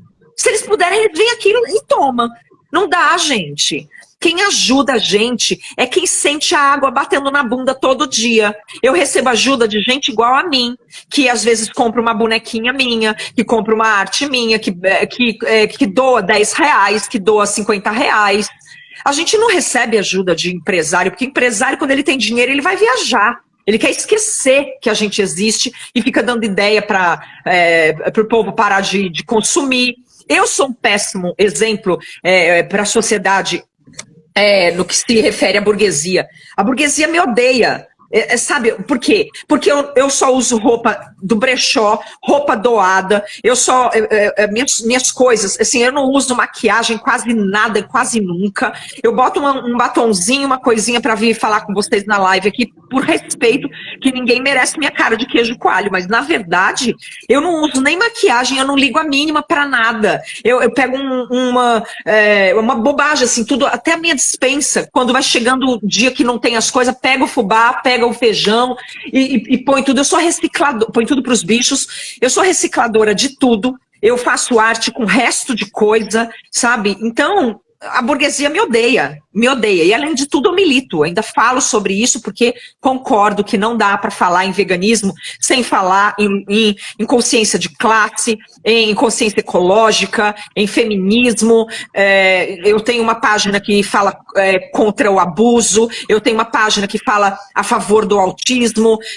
Enfim, não dá para fazer uma luta desvinculada das outras, porque aí você vai tropeçar na hipocrisia em 2 metrinhos que você anda. E é isso. Perfeito. A Júlia fala assim, não perca seu réu primário por pouca coisa. Aguarde que a luta vai continuar crescendo. Gente, a live está muito intensa. Eu peço desculpa àqueles que eu não consegui ler. Eu agradeço a todos que estão participando. Nana, assim, já está dando 1h30 de live. Eu deixo o último bloco sempre para o meu convidado tá fazendo a fala do que quiser fazer. E aí, eu já aproveito, ao final que você acabar a sua fala, antes da nossa despedida, eu peço para você dizer como que as pessoas podem, eu sei que você não gosta muito disso, mas como que as pessoas podem ajudar o santuário, as pessoas que não são a Xuxa, as pessoas que são como nós, né, camaradas que querem e têm um desejo sincero no coração de ajudar o santuário, não só do ponto de vista financeiro, né, quem não puder, mas divulgando o santuário, como ajudando até pessoalmente, né, doando horas de trabalho, doando esforços, né, eu tô de férias, vou pegar férias agora, então, ao invés de ficar em casa vendo Netflix 30 dias e ficar no TikTok fundindo o meu cérebro, eu vou lá no santuário doar lá, sei lá, um pouco da minha vontade de construir um mundo melhor para aqueles bichos tão lindos lá, porque vocês não estão doando para a Nina, vocês estão doando para os bichos, vocês estão doando para uma causa, e que ela, evidentemente, junto com seus companheiros que lá estão, as pessoas que estão lá, também se sobrecarregam, eles são seres humanos, eles precisam de nós, eles estão lutando por aquilo que a gente acredita, eles estão fazendo a utopia acontecer, eles estão fazendo a revolução na prática, eles estão sendo aquilo que nós não somos capazes de fazer. Né? Se todos nós tivéssemos nascido uma Nina e falássemos, vamos construir uma arca de Noé, como ela fez, como ela falou que era o sonho de infância dela, talvez esse mundo estaria um pouco melhor. Se existisse menos Walters, que só ficam lendo e estudando, e mais Ninas, que ficam trabalhando e fazendo esse trabalho belíssimo, talvez o mundo estaria um pouco melhor. Salve, Renato, salve todos que estão participando da live. Então eu deixo esse bloco final para suas considerações finais, fale absolutamente o que você quiser. E ao final, você acabar esse raciocínio, fala como te acharem, como entrar em contato, o que ajudar, eu sei que você tem outras páginas, como comprar sua arte também, porque além de tudo, ela é uma artista, ela é uma escritora, escreveu livros, como acha o produto que você escreveu, enfim, deixo para você, joga a bola. Vai, Nina. Obrigada, querido. Bom, eu vou falar que, assim, eu gostaria muito que as pessoas entendessem que o mundo mudou. Mudou a olhos vistos, como eu disse, o mundo já passou por várias mudanças, várias transformações, várias mudanças desagradáveis também, a gente sabe disso, mas agora a gente está com uma mudança social muito intensa, porque nós temos muito mais gente no mundo do que as últimas revoluções sociais que existiram. Hoje a gente está com uma intensidade de mudanças muito grande, a velocidade é muito grande também. E nós temos o advento das redes sociais, que torna isso como se acendesse luzes e colocasse holofotes sobre todos os acontecimentos. Então, parece muito mais amplo, muitas vezes deixa a gente sobrecarregado do ponto de vista sensorial, do ponto de vista emocional, psicológico, todos, deixa a gente extremamente exausto, bombardeado, a gente fica confuso, peso, a gente não sabe para que lado a gente se vira para poder fazer alguma coisa, que tipo de escolha a gente faz efetivamente, porque eu compreendo, é muito difícil. Eu tenho altas habilidades e mesmo assim, com todas as altas habilidades de superdotação que eu tenho, eu sinto muita dificuldade em lidar com tanto conteúdo de vida em que a gente precisa atuar, em que é importante a gente fazer alguma coisa e fazer a escolha de fazer alguma coisa todo o tempo. O que eu gostaria era de pedir que as pessoas olhassem para isso e pegassem um pouco do seu tempo para refletir sobre essas questões com a seguinte luz sobre esse assunto, que é a luz de entender que é assim, porque é assim, e não há nada que a gente vá deixar de fazer, que vá amenizar isso. Né? Não é falando, eu vou fugir, ou eu vou me esconder, ou eu não vou fazer nada, que isso vai melhorar. Não vai melhorar se a gente não fizer nada. E também não tem aquele papo de a minha ação não é importante, não vai adiantar nada, porque o que adianta eu reciclar o meu lixo se os meus vizinhos todos não ligam para isso? O que adianta eu fazer tal coisa? Sabe essa mente derrotista do nada adianta? Eu não vou tomar banho mais rápido porque a pecuária está destruindo tudo, então não adianta o meu banho mais rápido. Ou dizer que não adianta é a coisa mais triste que a gente pode fazer. Pensar que não adianta. Muita gente me chamou de louca, eu já tinha carteirinha de louca, de tanto que me chamaram de louca. Todas as vezes em que eu quis dizer que eu ia mudar as coisas. Aí eu ouvia muita gente falando, você quer mudar o mundo? De uma forma extremamente pejorativa, como se eu fosse uma idiota. Mas eu falava, quero muito. E sei que a minha ação pode não mudar o mundo todo, mas a minha ação muda o mundo em que eu vivo e todo o seu entorno. A minha ação de salvar os animais muda a vida de cada um desses animais. Infelizmente, como o Walter disse no começo do primeiro bloco aí do que a gente falou, muitas vezes eu só consigo dar uma boa morte para um animal. Muitas vezes eles chegam tão feridos, tão machucados, tão avariados no santuário, que tudo que eu consigo é dar alguns dias, alguns meses de vida para eles. Mas o que eu dei fez a diferença para ele. E isso tem que valer. Isso tem que bastar pra gente. Não é possível que a gente seja tudo ou nada. Sabe, como o meu pai dizia quando eu era pequeno, ou é calça de veludo ou a bunda de fora. Não é possível que a gente vá achar que o que a gente faz não tem importância só porque o vizinho não faz, o amigo não faz, o parente não faz. Meus parentes não são veganos, sabe? Eu tenho parente que faz churrasco, que mata bicho. Eu nunca desisti de fazer a minha parte e de trazer quem eu pude trazer pra cá. E receber quem está disposto. A gente nunca sabe que chavinha a gente vai virar numa criança que vem aqui hoje e vai guardar para sempre aquele colo que ela deu para uma galinha, para um pato, para um coelho, seja lá para o bicho que for, e aquela comida gostosa que eu consegui servir para alguém e que não tinha nada de conteúdo de exploração animal. Então, não desistam, gente. Não desistam de fazer um pouco só porque vocês não podem fazer tudo. Depois da pandemia, a gente achou que o mundo podia até se conscientizar mais, né?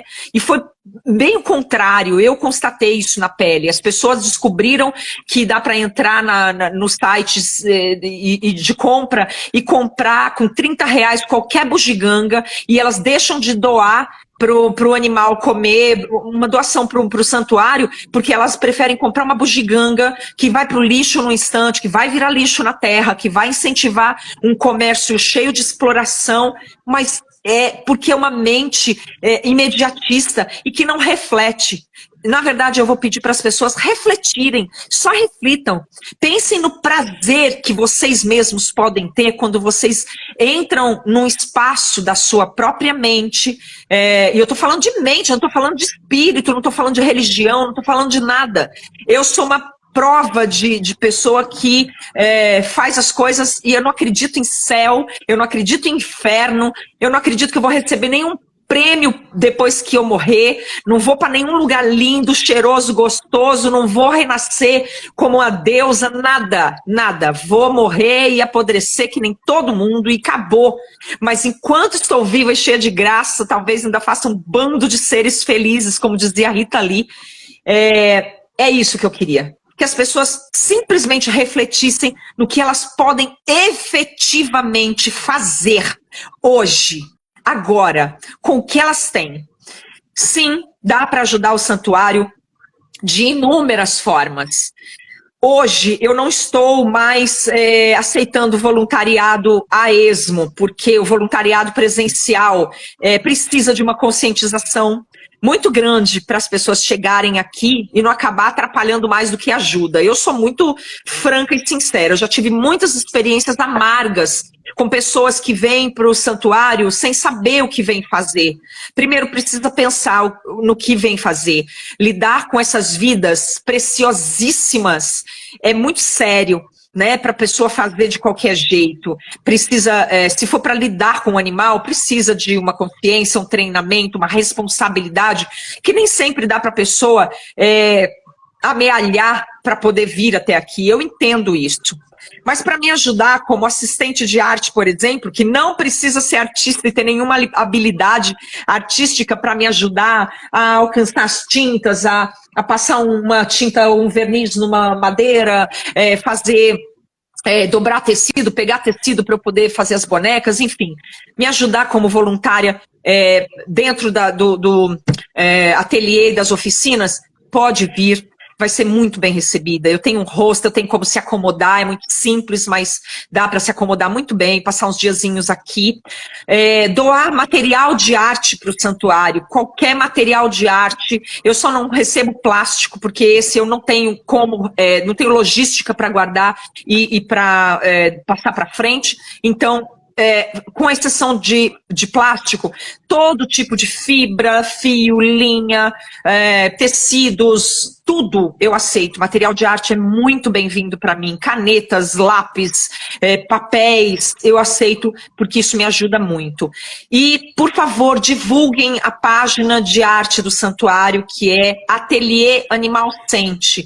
As pessoas não migram para lá, tem 20 mil seguidores no santuário, que é muito pouco, por sinal, muito, muito pouco. São 10 anos de luta, 10 anos de trabalho, a gente merecia ter um alcance maior, mas a gente sabe que quando a gente trabalha assim, por justiça social, o Instagram não entrega os nossos posts, a gente sabe que o alcance é muito pequeno, mesmo assim eu peço, divulguem, só que mesmo com 20 mil seguidores, que é muito pouco no santuário, as pessoas não migram para a página do ateliê, e o ateliê trabalha com reciclagem, com esculturas, com coisas que dá para vocês comprarem para presente. Às vezes você não tem dinheiro para doar para o santuário, porque não dá, né, para doar, mas você reservou aquele dinheiro para comprar um presente para alguém, né, de aniversário, seja lá do que for, para presentear alguém ou para você mesmo, alguma coisa, uma utilidade, aproveita e compra de mim, porque eu passo o dia inteiro trabalhando para poder ter essas peças lindas, fofas para vocês. Eu mando lindamente embalado, cheirosinho, para o Brasil inteiro por correio. Então, dá uma força na página do Ateliê Animal Sente. E aí, assim, claro que a gente aceita ajuda financeira, se alguém puder. Agora a gente está abrindo de novo o Highlight, porque tinha expirado. A gente abre de novo. Quem quiser contribuir todo mês direitinho, já dá para se cadastrar lá. Eu preciso falar com meu filho, porque eu não sou boa nessas coisas. Mas, assim, se cadastrar para doar por mês. Se cada um doar, sei lá, R$10. R$10 não vai mudar a vida de todo mundo, assim. As pessoas não vão falar, ai, sofri porque doei R$10. Mas, para mim, uma quantidade de gente grande, uma quantidade grande de pessoas que doar R$10 me ajuda muito. São 4 toneladas de rações para os animais por mês aqui, e mais todos os outros custos, né? A gente precisa pagar a eletricidade, que vai muito, a bomba de água aqui é a eletricidade, a gente precisa comprar ferramentas, material de construção para as casinhas, telas, madeira e etc. Então, façam isso porque vocês vão ajudar muito o nosso trabalho. Eu queria muito que o trabalho se expandisse. Esse é o meu desejo maior. Você tem o Pix de cabeça ou não? Tenho. O Pix do santuário é o CNPJ da nossa ONG. É 37-665-067, 1000 ao contrário, -55. Tá bom. Eu vou te pedir uma gentileza. Essa live ela vai ficar compartilhada em 2 partes, então você vai aceitar a colaboração de 2 partes, porque caiu, né? Já peço para quem não me segue no YouTube começar a seguir, ou tá no histórico aqui na página, tem lá o link para me seguir no YouTube. Essa live amanhã já está no YouTube. Isso daí, deixa eu até fixar aqui, o camarada colocou aqui, deixa eu pegar a mensagem dele aqui, Paty, querida. A Paty é uma pessoa maravilhosa. Eu amo essa pessoa. Adotou um cachorro nosso e ele era o Dandão. O Dandão veio pra cá, ele era a coisa mais fofa. Ela adotou ele até hoje. Ele tá super feliz. E ela também, e a gente também. E ela ainda colabora com a gente. A Paty colocou aqui, 37-665-067, 1000 contra 55. Ajudem. Vou pedir uma gentileza para você, se quiser até falar com seu filho. Então, nos comentários das 2 lives, coloca lá o Pix e como se cadastrar para ajudar mensalmente, né? E também divulga lá o arroba da página de arte do Santuário, porque para quem está caindo agora de paraquedas, chegou aqui, ela, além dessa guerreira toda de cuida de tantos animais, ela grande parte do tempo dela, ela dedica também a fazer arte para esse dinheiro ser fonte de sobrevivência deles lá no santuário. Então, assim, é um trabalho hercúleo, de novo, minha admiração, meu respeito, meu carinho, conte comigo, o que vocês precisarem divulgar, quiser fazer collab, eu também tenho poucos seguidores, né? Eu não tenho patrocínio de ninguém, eu sou só uma pessoa que tenta pensar que mundo que a gente quer construir melhor, né, e tento militar nas várias fontes que eu atuo, né, seja a política pura, né, a política eu falo política militante, não é a política burguesa da conciliação de classes, a política revolucionária, e seja no veganismo, enfim, obrigado de coração, eu sou muito grato dessa live, vai ficar guardada no meu coração, espero que possamos fazer outras, você é minha convidada ad eterna, só se querer. Walter, eu tô a fim de falar, vamos marcar. Essa live era para ter acontecido a semana passada, mas essa moça aqui que vos fala, ficou trepada no telhado, para arrumar o telhado, porque ela não tem quem faça isso. Tem os companheiros junto dela, tem as pessoas que trabalham, todos eles se dividem, mas assim, ela não tem o dinheiro para ir lá e comprar uma mão de obra para fazer isso para ela vai lá e faz. E ela pegou uma insolação e estava com febre, desculpa até estar abrindo esse particular. Imagina. E aí nós tivemos que desmarcar essa live está sendo realizada hoje. Então assim, volto a dizer, as mãos que ajudam valem muito mais que as mãos que rezam, essa frase da Madre Teresa, eu sou ateu, mas eu admiro algumas pessoas, como o Padre Júlio Lancelotti e tantos outros pessoas que deram a sua vida por alguma causa tão bonita. Naná, obrigado de coração. Eu te agradeço. Volto a dizer, vou deixar a live compartilhada no meu perfil, são 2 partes. Primeiro vai ficar gravada essa segunda parte, que eu já vou salvar de imediato, e a outra eu vou ter que ir lá procurar, porque caiu. Obrigado de coração. Me despeço de você, me despeço de todos que passaram aqui, meus sinceros carinhos, para inclusive os que vão ver depois essa live, e agradeça também aí ao seu filho e ao nobre camarada, poeta e trabalhador aí da causa junto com você. Obrigado, viu? Obrigada, querido. Eu fiquei muito feliz também. Para mim é muito difícil marcar uma live, eu fico com o coração na mão, assim, porque fico com medo de não dar tempo, tô tão acostumada a ficar toda tensa aqui, trabalhando sem parar. mas deu tudo certo, então eu fiquei muito feliz que deu certo e fico muito feliz com as pessoas que participaram também, porque eu sei que é difícil acompanhar, é difícil participar, eu sei da dificuldade das pessoas, eu super entendo, mas eu agradeço mesmo de coração as pessoas que ainda olham por nós, lembram que a gente existe, lembram que os bichinhos existem. A gente fez um resgate recente aqui e eu tô mais atribulada que nunca porque tô amamentando as cabritinhas que vieram muito debilitadas, então a gente se diverte, mas a gente se cansa também. Muito, muito obrigada e vamos nos falar outras vezes, a gente tem muita coisa para conversar. Obrigada, de coração. Obrigado, parabéns ao Santuário, parabéns a Ana. Ajudem, ajudem, ajudem. Vamos parar de falar tanto e vamos fazer mais. Vamos construir um mundo melhor. Vamos ajudar pessoas que merecem a nossa ajuda. Sigamos Palestina Livre por um bom final de semana para todos. Beijo no coração. Obrigado, minha querida. Adorei. Tchau, tchau.